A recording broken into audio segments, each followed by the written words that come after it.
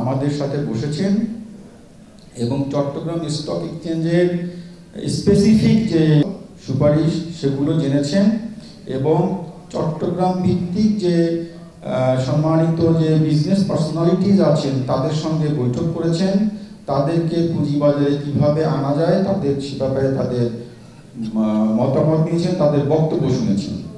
তো আমি DAC chairman মহোদয়ের সাথে সুর মিলিয়ে বলতে চাই যে আমরা আসলে চাপমুক্তভাবেই কাজ করছি।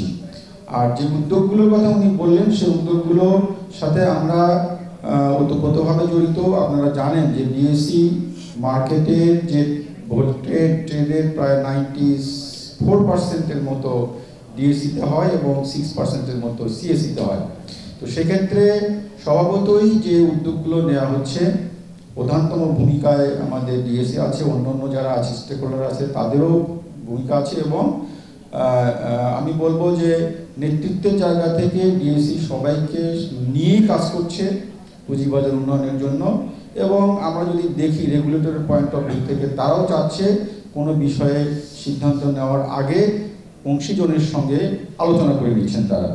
এবং সংশ্লিষ্ট যারা আছে বিশেষ করে সরকারি সেক্টরে যেমন এফআইডি, এনবিআর, বাংলাদেশ ব্যাংক, তাদেরকেও অনবোর্ড করার চেষ্টা করা হচ্ছে যে সবাইকে অ্যালাইন করে কোনো একটা সিদ্ধান্ত নিলে সেই সিদ্ধান্তটা দীর্ঘমেয়াদী একটা সুফল পাওয়া যাবে বলে ওনাদের যেমন ধারণা, আমাদেরও তেমন ধারণা।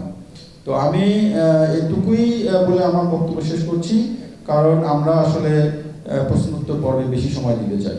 সবাইকে ধন্যবাদ।